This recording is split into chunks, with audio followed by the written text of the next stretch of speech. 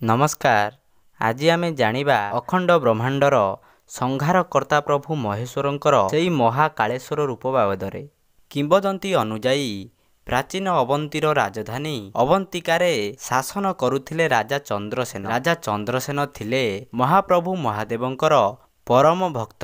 ଦିନେ ରାଜା ଚନ୍ଦ୍ରସେନ ପ୍ରସାଦ ମଧ୍ୟରେ ଥିବା ଶିବଙ୍କର ମନ୍ଦିର ଭିତରେ ମନ୍ତ୍ର ପାଠ କରି ପୂଜା କରୁଥାନ୍ତି। ରାସ୍ତାରେ ଯାଉଥିଲା ଶ୍ରୀକର ନାମକ ଏକ ଚଷା ପିଲା।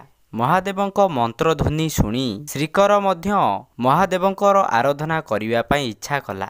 ତେବେ ରାଜାଙ୍କର ରକ୍ଷୀମାନେ ତାଙ୍କୁ ଅର୍ଦ୍ଧଚନ୍ଦ୍ର ଦେଖାଇ ସେହି ସ୍ଥାନରୁ ବିଦା କରିଦେଲେ। ଶ୍ରୀକର କୌଣସି ପ୍ରତିବାଦ ନ କରି ସିଧା ଚାଲିଗଲା ନଗରୀ ଉପକଣ୍ଠ ପ୍ରଭାବିତ କ୍ଷିପ୍ରା ନଦୀ କୂଳକୁ। ସେଠାରେ ବସି ସେ ଆରମ୍ଭ କଲା ଲିଙ୍ଗ ପୂଜନ। ସେହି ସମୟରେ ଚନ୍ଦ୍ରସେନଙ୍କର ଦୁଇ ପ୍ରମୁଖ ଶତ୍ରୁ ରାଜା ରିପୁଦମନ ଏବଂ ସିଂହାଦିତ୍ୟ ଦୂଷଣ ନାମକ ରାକ୍ଷସର ସହାୟତା ନେଇ ମିଳିତ ଭାବେ ଚନ୍ଦ୍ରସେନଙ୍କର ରାଜ୍ୟକୁ ଆକ୍ରମଣ କଲେ।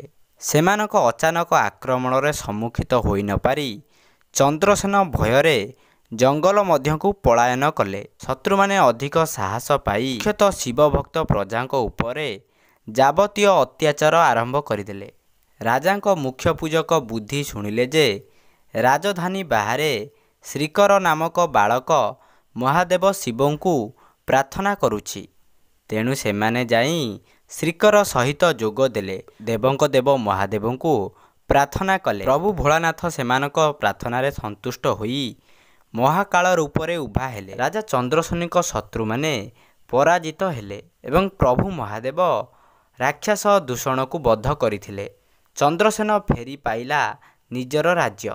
ମହାକାଳ ରୂପ ପ୍ରଭୁ ମହେଶ୍ୱରଙ୍କୁ ଅବସ୍ଥାନ କରନ୍ତୁ ବୋଲି ଶ୍ରୀକର ଭୋଳାନାଥଙ୍କଠାରୁ ବର ମାଗିଲା ଏବଂ ସେହିଦିନଠାରୁ ଉଜ୍ଜୟିନୀରେ ପୂଜା ପାଇ ଆସୁଛନ୍ତି ମହାକାଳେଶ୍ୱର। କୁହାଯାଏ ମହାକାଳେଶ୍ୱର ରୂପକୁ ଦର୍ଶନ କଲେ 7 ଜନ୍ମର ପାପ କ୍ଷୟ ହୋଇଥାଏ।